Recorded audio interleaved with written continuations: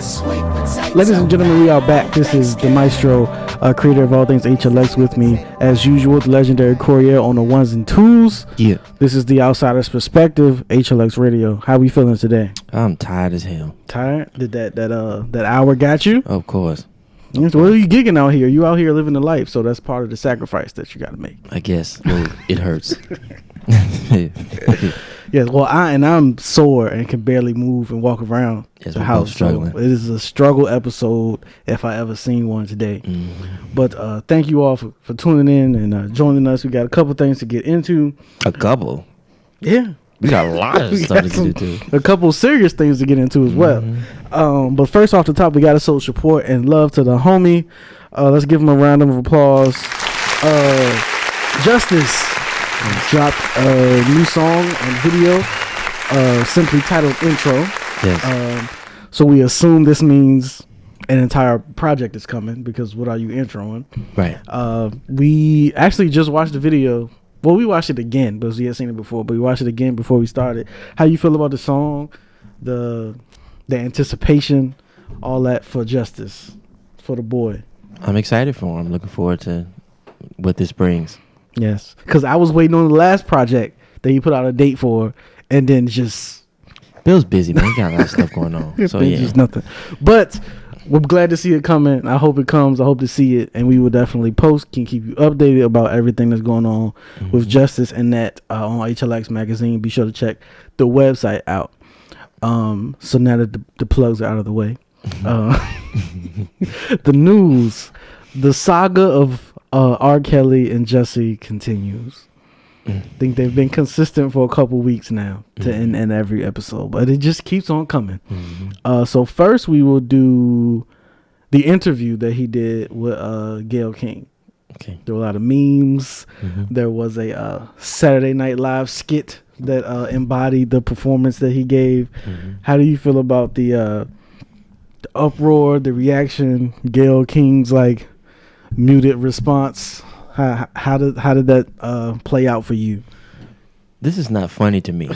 I know that it's a lot of memes going on and stuff. That's just the culture that we're in. But this is not funny at all. I remember seeing it before the meme started and everything like that. And my first impression wasn't, this is hilarious. It was like, whoa. Like, it was very intense. Yeah. I don't know. I know we've said how we felt about all this kind of thing when we saw the documentary. Right. How the nigga needs to be locked up. I feel the same way. Right. I feel like he knows that his days are probably numbered. That's where all that anger and passion is coming from. So, good luck to him. Well, not really, actually. He deserves whatever he gets. Well, he deserves any type of sentencing or whatever he gets to come from all that. It was just interesting points, people. Of course, the picture of him like going off and Gayle just kind of looking at him like, all right. Because Gayle used to that. Yeah. She was like, Robert, relax. And then there was the point where the big thing I saw people pointing out was he went to Bank of America for the first time, like ever in life, to look at his own account. He had never seen his bank account? Because they were talking about like the finances, because she was like, of course, you're R. Kelly, you wrote all these songs, and then you get arrested, and the story is you can't pay for your own bail. Like, not that we want to see you free, but you're R. Kelly, like you should have $100,000 to bail yourself out of jail. And he was like, everybody was stealing from me. I went to Bank of America for the first time to look at my own account and saw, all these things. And she was like, so how long ago was that? He was like, about 3 weeks ago. So like a month ago was the first time you walked into a bank and realized you didn't have no money and that everybody was stealing from you. So he said he opened another account and told them to transfer everything in that one to the new one so that he was the only one that could access the funds or whatever. I don't see how somebody feel comfortable having everybody in your pocket like that. I mean, if we go on by the idea that he can't read and can't write, then you kind of need somebody to manage what's going on. You can't count either, nigga? I mean, that's not a far step from reading and writing. I don't feel sorry for him. So, yeah. And then after that, though, shortly after that, he was arrested again for unpaid child support. So clearly, no funds available. But then he was bailed out again. Well, not bailed out this time. Someone paid his back child support. And this was being more rich and famous, I guess. Right? Well, famous. This was more than the bail. I think his back child support was like $160,000. So someone else, because someone had bailed him out the first time, then he went back to jail. So it was like, all right, I just wasted my money. And then he went to jail for child support, and then somebody paid his child support. He has a strong support system. Yeah, clearly. Goodness gracious. And these are people who don't know him personally? I know the first lady that bailed him out was just like a random supporter. fan. Like, no, I did. The person who paid the child support, I'm not 100% sure, but I think it might be the same case. But I'm not 100%, but I'm pretty sure these are just like people that believe in his cause. That's just dropping $100,000 that is wild. Cover his expenses, I guess, right now. So, well, that is what's happening with that. We'll see what happens. And then his partner Jesse. His partner. They always together. In the story. Don't you paint that narrative? These are two completely different things. Hey. All happened in Chicago. Oh man, you tied the knots. We all said Jesse was wilding. Get him out of here. But they really want to get him out of here. He was charged with 16 felony counts, and he could serve. This is one report saying he could serve up to 64 years in prison. Now, okay, wait a minute. Now that's a little excessive. Come on now, guys. I know that it was charging him with filing a false police report, but how did you pull 16 felonies out of that? Apparently, it's based off every lie he told federal prosecutors. So he told 15 lies. So they charged him for every lie. Each lie, yes, was felonies, yes. Charge, and he made that. Now we all know he's wilding, but that's not gonna happen how it is. But to even put in and that, of itself, that's just ridiculous. Son. Yeah, that's ridiculous. That's that. I mean, I do deserve. He needs some type of punishment. Yeah, 64 years in prison is not the punishment. He needs to go. In my opinion, he needs to go to jail, but not for 64 years. But what's a reasonable amount of time for? If I were a judge, how long would I put staging up, getting beat up? How long would I put Jesse in jail? I'd say 3 years. He served 10 months, and the rest he on probation. That's what I say. That seems fair, right? That seems fair. So what we're saying is that Coriel should be a judge because that seems just, right? That seems way more fair than the charges. That's what I would do. That's what I would do. That's crazy. And then he had 16 counts and could get up to 64 years when that other dude that testified and lied to Congress for Trump got like 24 months. Like, yeah, well, that's no shocker to me. So that's just how that's crazy how out here. Yeah, but that is just the first dose of news and information we have for you. But we're gonna take a break. Yes, and we shall be right back.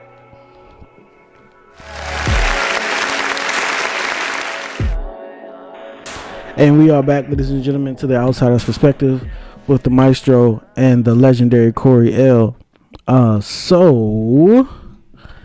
In black business news, the return of FUBU and Baby Phat this year. All right. So FUBU did like a little pre-launch type situation last year with Puma. They had like the jumpsuit and the shoes that had Puma and FUBU on it, and that was kind of like him dipping his toe back in the water, like saying, "Hey, but this may return, is coming back."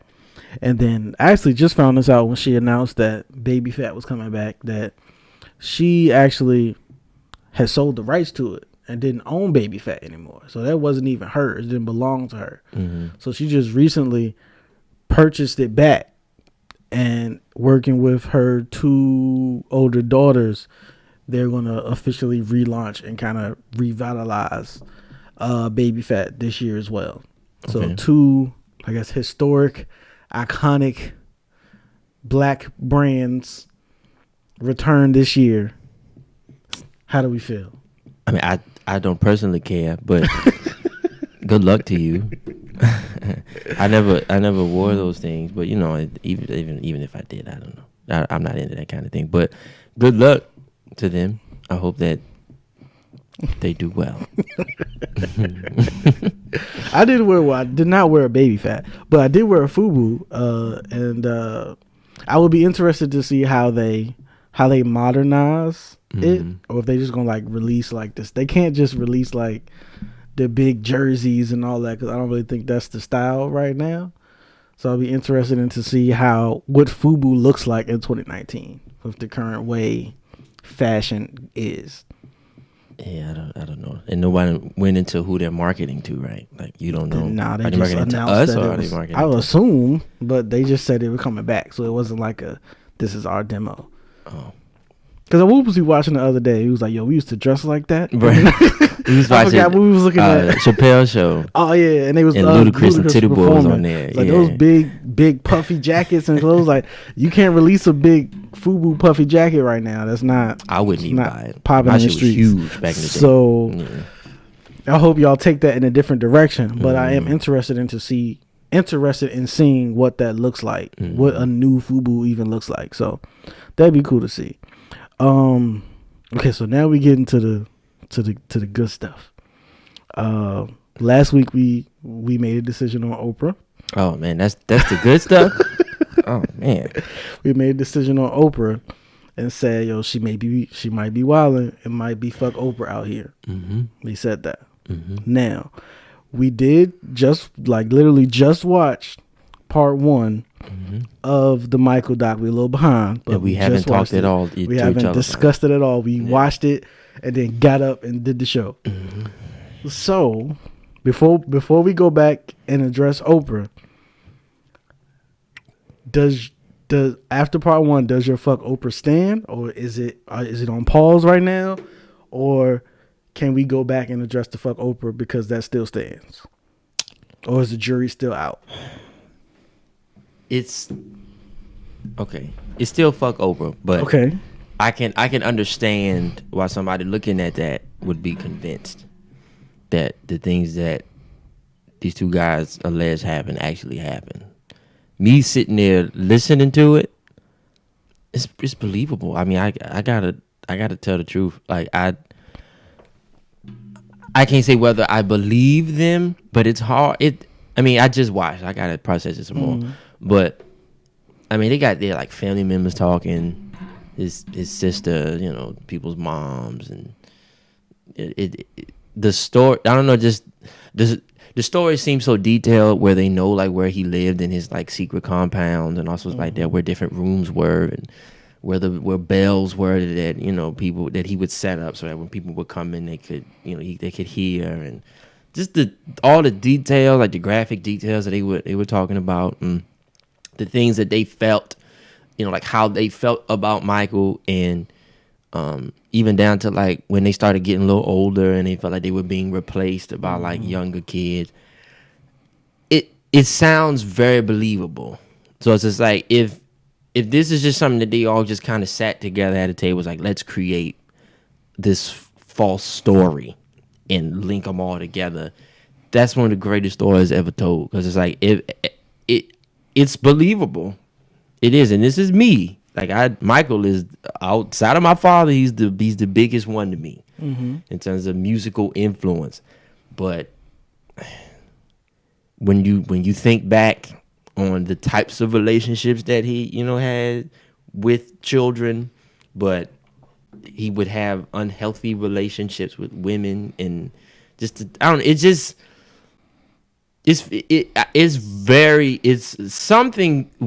something is going on, right? Something, I'm not sure if it's pedophilia or what, some type of, I don't know. I just got to think some more about it. We haven't looked at part 2 yet. Yes, you said you weren't going to watch it at all, but I was like, we got to. Because especially being that there's so many people who are all of a sudden convinced that Michael is guilty.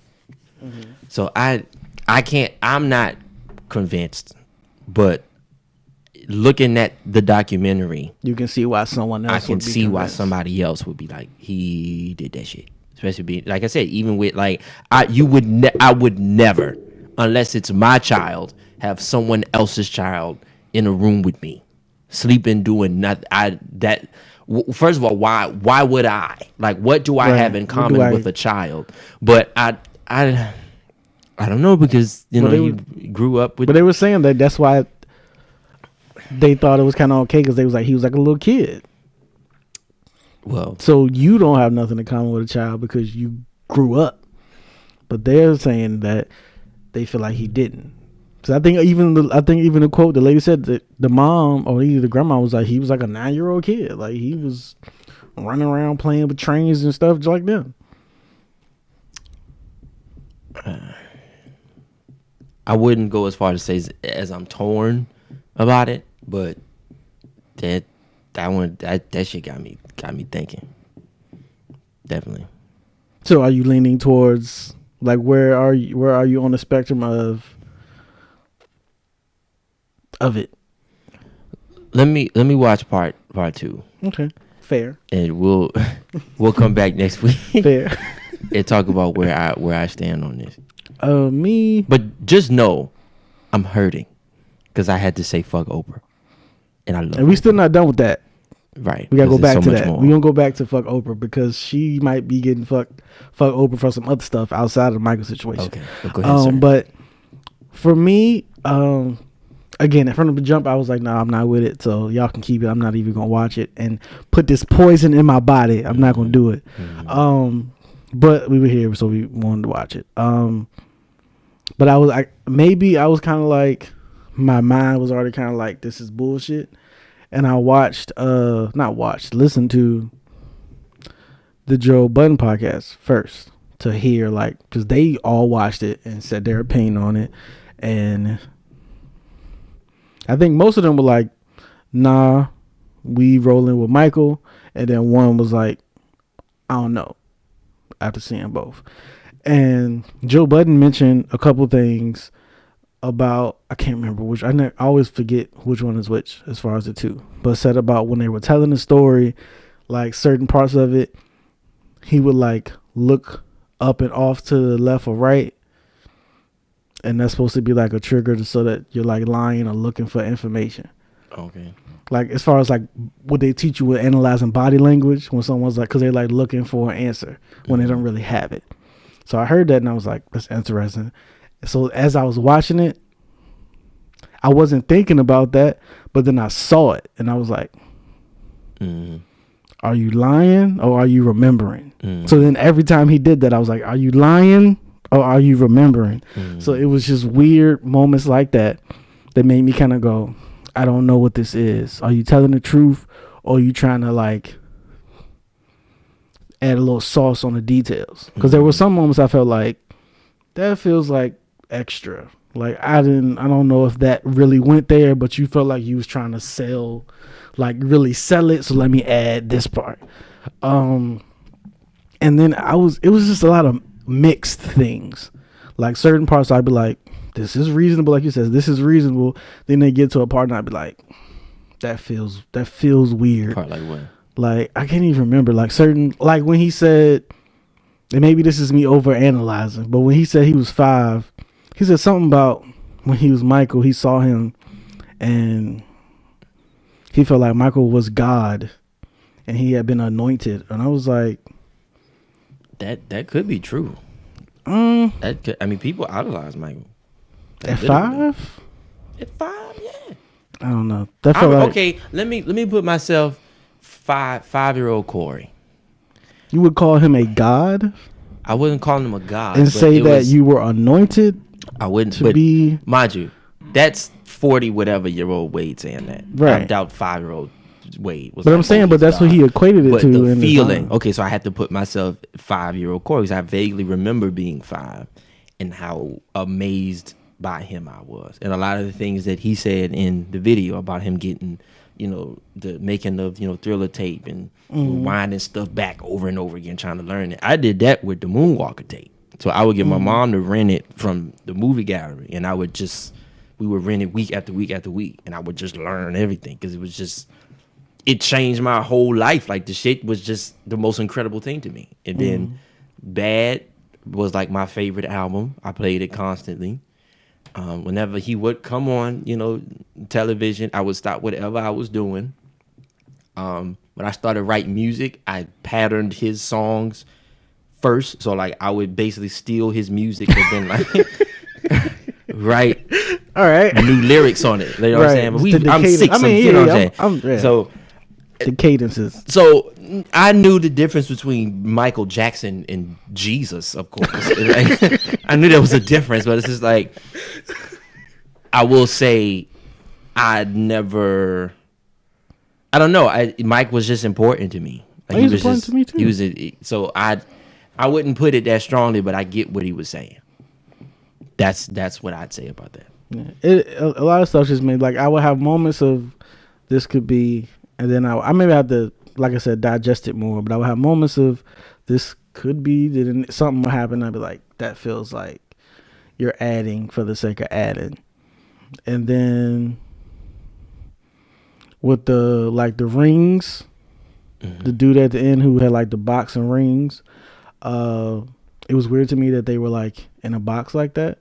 Why? I don't know. And this may be because I heard other stuff prior, but on the Joe Budden joint, Maul was like talking about the rings, like he may have been asking for them, but Michael just had like jewelry and diamonds anywhere. So he was like, the kid wanted the rings. He was like, here, take it. I don't care. Like, it may have been like a kid maybe putting more weight on something than the adult would in the situation, if that makes sense. I can see that. Where it's like, you're like, this is Michael Jackson's ring.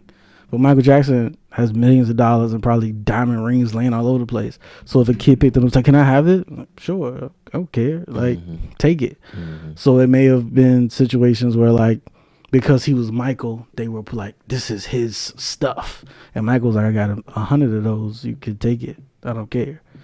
So it may have been, I don't know. I don't know. But again, that's the whole thing. Is like, I don't know. That's why I say fuck Oprah, because it's like I don't know. So I can't, just based off of what I saw, I can't be like, oh yeah, Michael did that shit, because I don't. Yeah, I didn't. There wasn't a moment where I was like, right. This is. There like, was no aha moment. There was no gotcha or aha. Like, oh my god, I have to stop listening. It's just kind of like, it was just like, interesting. This is like, weird, but I don't really know.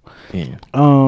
But yeah, that's kind of where I'm at. It was mixed. I will have moments of clarity and then moments of like, I don't really know where we are. We're gonna take a break. I can't handle it. We'll take a break and then get into Oprah. Yeah, it's for my day one niggas right here, man. Feel this. And we are back, ladies and gentlemen, with the outsider's perspective. Excuse me. I am the maestro, and with me, the Corey L. The Corey L. You're sleepy. I know. It's always over. So we all lost an hour, and I'm trying to go to work early in the morning. We'll see what happens with that. So backtracking to Oprah and whether or not she was wilding out here. So when we first saw the whole, like, her denouncing Michael, we were like, yo, what? Seems like a leap. This was, of course, before we saw it. We saw part one, and we still maintain fuck Oprah. Okay.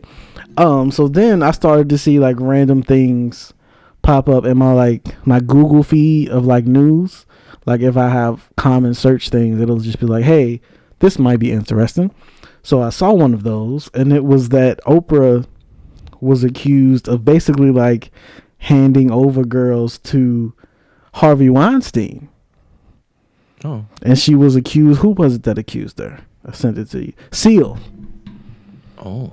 Accuses Oprah of knowing about Harvey Weinstein's sexual misconduct and maybe even assisting. I don't believe that, but okay.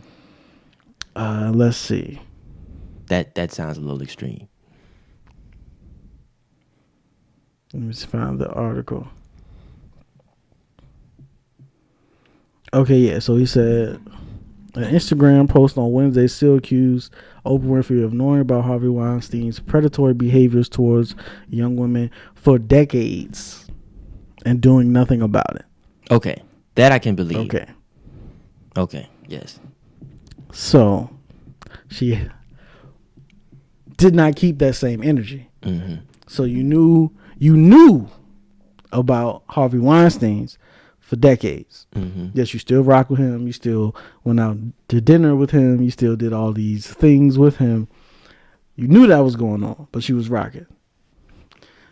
Mike has accusations and allegations in a documentary of people accusing him, but not definitive, and you denounce him and throw him away. Yeah, that's foul. That seems inconsistent and fucked up. Yeah. Fuck her. So Fuck we gotta Oprah. We gotta throw Oprah away. I wouldn't throw Oprah away. I won't go that far. But how do you say fuck Oprah and keep her? Me and Oprah just aren't talking right now. We're not on speaking terms, but we'll figure it out. We'll figure it So out. y'all get back. Yeah. Y'all will get back eventually. All right. Well, yeah. When you talk to her again, tell her she's wild. I will. And she needs to address that and make that right. As far as I'm concerned. Yes. But to go from that to politics. I love these switch ups, man. We just go from one extreme to the other. Hey, man, we got to get it all in. Okay. We were introduced to a new presidential candidate for 2020, courtesy of the Breakfast Club. I can't remember his first name. Andrew Yang, who was running, and he has some interesting ideals and policies and things that he would do. He answered all of Charlamagne's crazy questions without really batting an eye. He just kind of took them and was like, that nigga's wild. Yeah. Here's my real answer. So how do you feel about Yang, sir? I like Yang. I like his ideas. I like how straightforward he is. He's very he was very direct with everything. He's very intelligent. A lot of things that he says just sound like common sense type of things. True. I've seen him on Fox a couple times. Okay. So there are a lot of Republicans that agree with him with the whole AI, artificial replacing jobs and all intelligence is replacing automation jobs. Automation is taking away factory jobs. Right. But his biggest platform is the universal dividend. The freedom dividend, but basically every American citizen over the age of 18 gets $1,000 a month, no questions asked. Tax free. On top of what they already on top of what you already make. That doesn't. It's like that would help a lot of things. He's very adamant about like it's not going to solve all of our problems, but it'll definitely help to contribute to bettering them. And of course, Charlamagne, one of them hit him like, well, what is your, black agenda? Like, what are you going to do for black people? And he just went back to the $1,000 a month. Like, well, look, if you got an extra $1,000, you can put that wherever you want. So if you want to put that in black business, if you want to. Yeah, he said that he was like the best way to support black business is to put money in the hands of black consumers. And that's what we was mad at Bernie about, because Bernie's like, he ain't fucking with the reparations. But he came out, Yang was like, I agree in reparations. We need some type of reimbursement for people. And this is that's the thing about Yang is like, this is my plan. Like he has solutions for stuff. He didn't harbor so much on Trump and all that kind of thing. They barely mentioned him. They barely talked about it. He just talked about the issues, but also the solutions to the issues. So I do like Yang. He also did to the black point. He did give a direct one. He was like that he would direct more money towards HBCUs because he said predominantly white institutions have more affluential people there, so their donors and money coming in is way more. So he would have the government help kind of supplement that difference to keep HBCUs afloat. So that is a direct African American kind of agenda that he did point to. So I like him. I donated to him. So I like him. That's a big thing. Did you donate to Bernie? No. But here's the thing. Yang can't win. Because he's straightforward, because he's not with the foolishness, because he's so common sense, because he's about solutions, That's not what people want. People don't want People solutions. want drama. That's kind of what that is. On top of that, his last name is Yang. Let's be honest. There's still a lot of They white thought Americans, Obama wouldn't win with. but there's still a lot of white Americans that's going to have whether they vocalize it or not, they're going to have a hang up about that. They don't want to be led by a non-white person. By a They Yang. they had Obama middle name had people riled up. Exactly. He still won though. Exactly. Twice. But I'm not sure. Yang isn't as charismatic as Obama was. Yeah, he's just like, this is what it is. Yeah. That's just it. He don't really have. He's funny, but he's not. Like he's like dry humor. Dry humor, corny, funny. Like, you know. So I don't think he has. So what made you donate to him if you didn't think he would win? Because I support his positions. So you support his positions more than Bernie's? Him and Bernie have a lot of the same positions. He just adds on to whatever Bernie feels.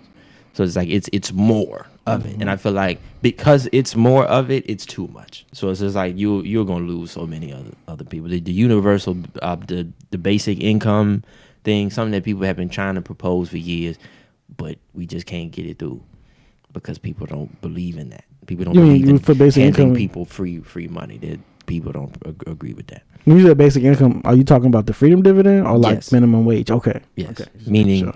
every American citizen, no questions asked, over the age of 18 will receive $1,000 a month, $12,000 a year on top of what you already make.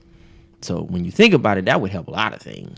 You know, people could finally have places to live. They can pay off debts. They can, you know, Have like even just a secure fund, because I think he said, and people mention this all the time, like most Americans don't have a savings enough that if they had like a $400 or more emergency, it would destroy them because they just don't have it saved up. So that $1,000 cushion every month, if something happened, your brakes go out or whatever, you can throw that and be fine. and I can't exactly remember what he said about how he was going to fund it, but basically what he was saying, like, well, He we technology. fund these That's what he other did. things. Technology. Mhm. Because So he was it's saying because AI is the thing that's messing with jobs and technology, we put a tax on that technology, and that technology goes to pay for the dividend. Okay. Because that's what's taking the jobs. Mhm. So just redirect that money to help people in return. So I think he said it was going to cost like $3 trillion a year, something like that, to pay everybody. Something like that. But like you said, we got it because We got $3 trillion. Amazon made however much money Yeah. and paid $0 in taxes. Yeah. And then some other company made billions of dollars and paid zero in taxes. So it's like this money is sitting around. So, it So could be, I want Yang to know I like what you're talking about. I do, and I feel like when America's ready, come back. But I don't think America's ready for Yang yet. It's too. It's you don't think he could? and pull it out? on top of that too, he don't look like he could fight, and that's very important to us. Like you got to look like he's still got to talk to other foreign powers. Like he still got to talk to the Putins and all those other people. So you gotta have some type of strength, type of height on you or something. Type of height. Did he? How tall is he? I don't know, but he don't know don't look how like tall he he don't look is. like Trump. He don't look like Obama. Obama looked Trump like he was is at like- least 6'1". Trump was like 6'3". Trump is like something 6'2" or that. 6'3". So that's another thing. So I'm just looking at the superficial things that really don't matter. But in a perfect world, It Yang would would be be the him. perfect candidate. I mean, he wouldn't solve all of our problems, but he would damn near He would help do a good everyone. Like $1,000 in anybody's pocket is It's helpful. helpful And he said to they were you. already.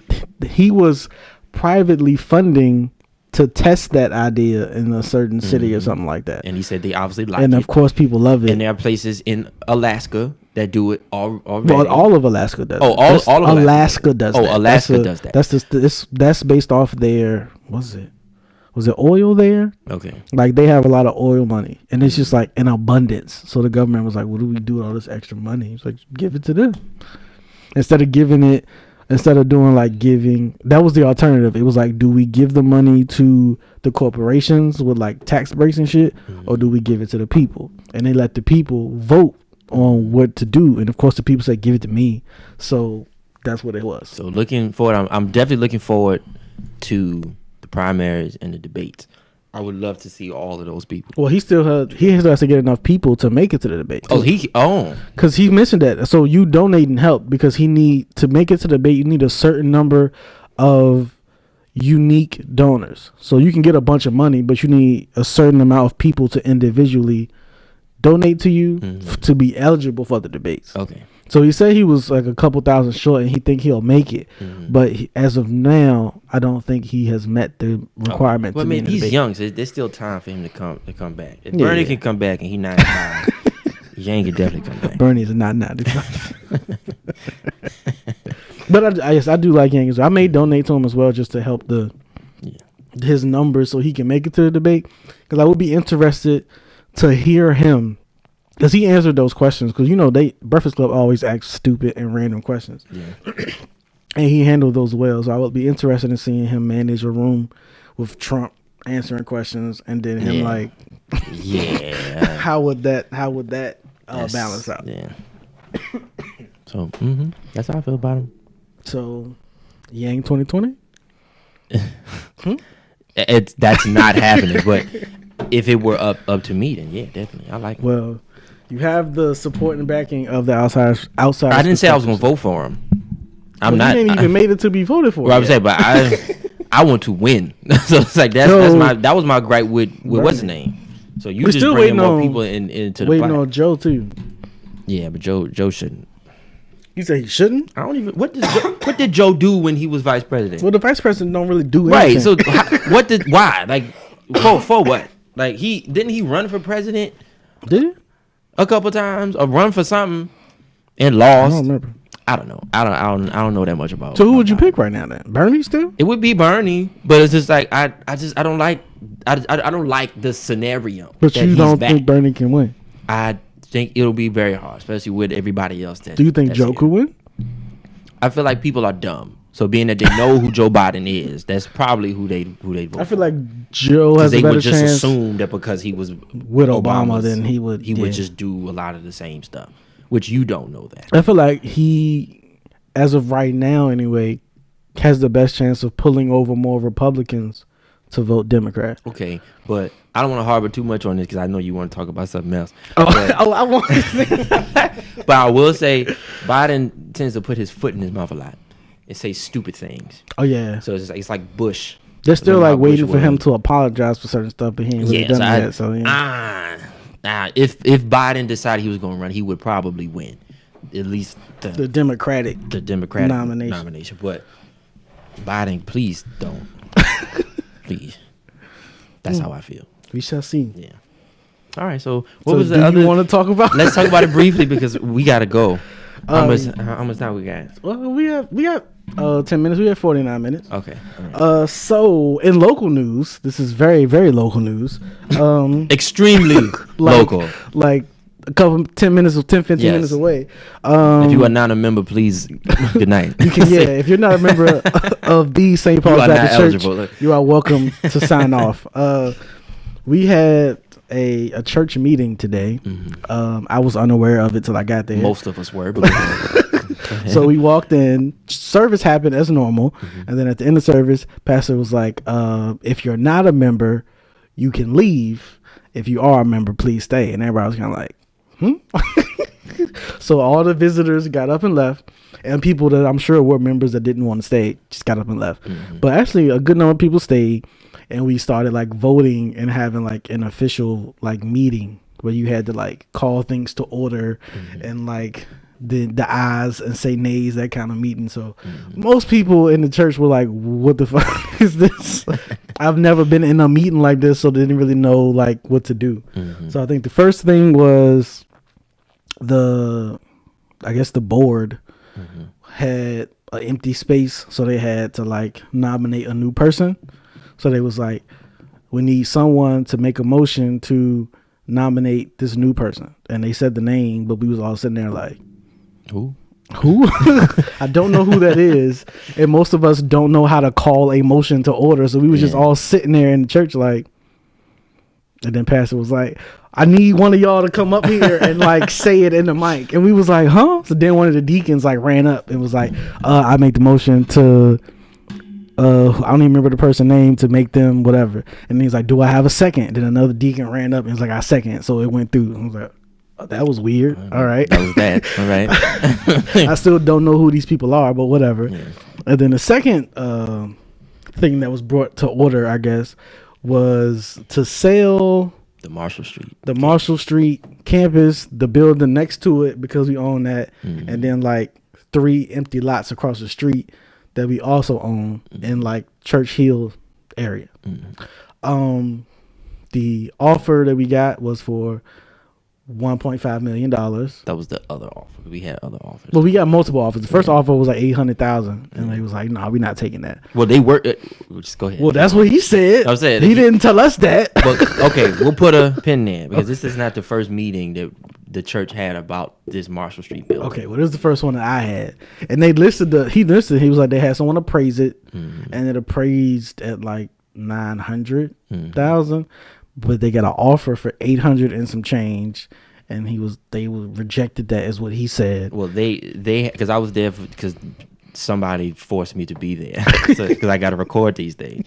And the first offer they put on the table whether to accept it, reject it, or have a counter offer. So everybody voted for the counter offer for the offer that we were offered. It was around that like 1 point something million. And everybody, of course, they was fussing about that too, but the majority of the room agreed. So you can so the first offer that was what there was a counter offer. They agreed on. The counter offer was then, I guess, the 1.5 that they got to. So he said it's like we were trying to sell those pieces of land for 1.5 million. Do I have a motion to accept the offer? So now we know how this works. Someone actually stood up and said, I move to accept. And then someone said, I move to second. And then he said, does anyone have any questions? And he opened the floodgates to pure anarchy in the room. So everybody started running up to the mic like, we should sell, we shouldn't sell, we should sell, we shouldn't sell. What about the families that put their houses up for that location? They're already gentrifying that neighborhood. We just gonna be a part of that because they're gonna knock it down and make expensive condominiums that can't nobody afford to live there now. We should keep it and make it a community center and use it for all this, like all these ideas going back and forth, to the point where Pastor had to stop it and be like, look, we can't take no more. We've been here all day. Take no more comments. It's daylight savings. We gotta just vote and see what happens with the vote. So I actually left before the actual vote because I had to go to another meeting. But the vote happened and people, I guess, voted to accept it overall, right? So that's what they said in the room, right? When they left the room and everyone started to funnel into the meeting that I was in following, I heard a bunch of different opinions. I heard some people coming in like it don't even matter because he didn't follow proper protocol, and it don't, like, the votes don't count a certain way, and it got to be like 3/4 of people, and they want 3/4 if you do the math right. So people are already trying to like invalidate that decision because they felt like it shouldn't have been sold. Okay. We've had this land for ages. We've stopped using it for ages. It's just been sitting there. They've been, I guess, doing enough just to maintain and keep it above code, but they not fixing nothing up. It's just sitting there. So what do you think we should do? Should we sell? Yes. Should we sell? Why?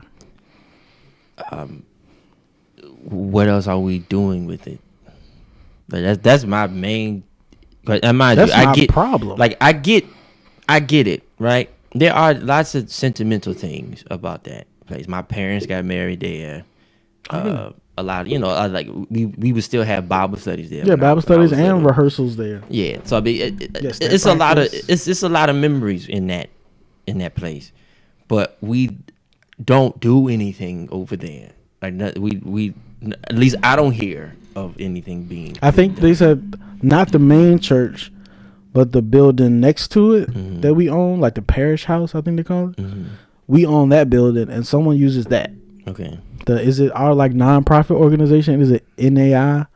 Okay. Something. One of the church's nonprofits had an office in the church, but like it was too small. They needed more space, so they moved to the parish house, which is one of those buildings that we own. So they do use that building, but not the main church building. Mm-hmm. Well, I don't even know if we really supposed to be talking about this right now, but it's like, to me, it's obvious that we need the money, especially being that the first time they was talking like they was gonna try to accept the first offer. So it's like that was a red flag for me. Like, okay, wait a minute, y'all not telling the whole story. So I also thought it was fishy that they waited until after 12 o'clock service, where they know not as many people go, and also no one knew about this.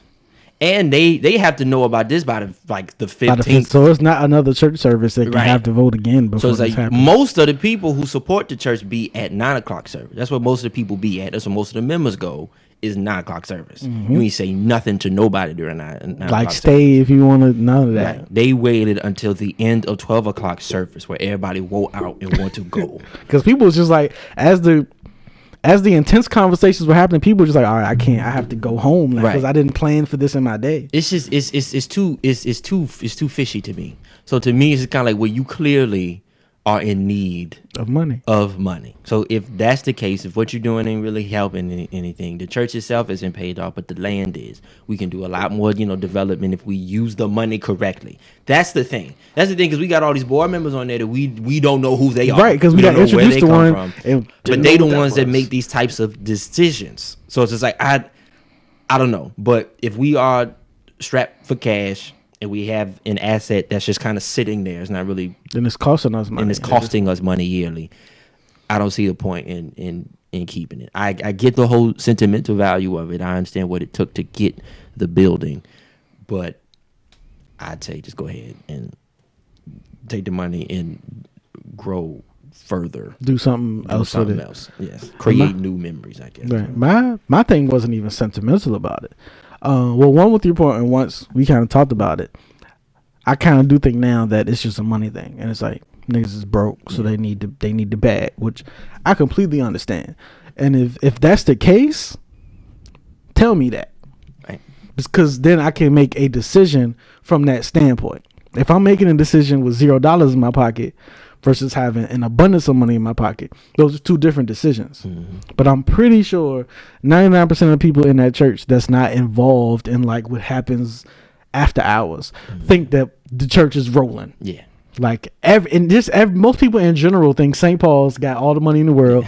I remember I had to defend the church in middle school and tell us that we did not have ATMs on the back of our chairs. We do not Like, have our own Federal we Reserve. do not have money in a bank. Like Right. yeah, all that. I had to defend all those rumors in middle school because everyone swore we had ATMs just everywhere throwing out money. That's not the case. But I think most members would think that we may not be balling, but we're good. Like we don't think we in the red, so we feel like it may be like, well, we got the money. Why we rushing to do whatever? It's because it felt rushed. Like you said, we didn't know today's the 10th. We need this by the 15th. Like this seems real quick. Why we rushing for this money and for these offers when we kind of good? Yeah. If we not good, tell me we not good, so I can then make a not good, like a okay, we not good. We need this money. Yeah, something definitely going on. So if we're not good, which I'm leaning towards now, sell it and use the money to pay off the current building.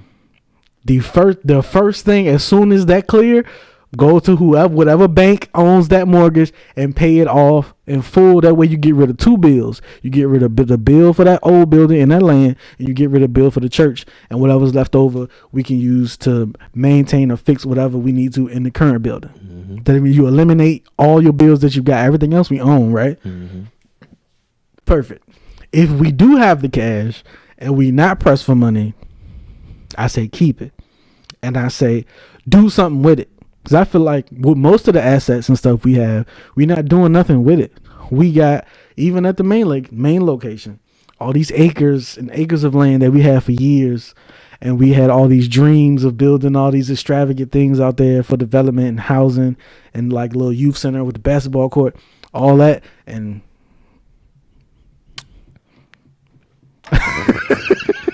We've said too much. So thank you all.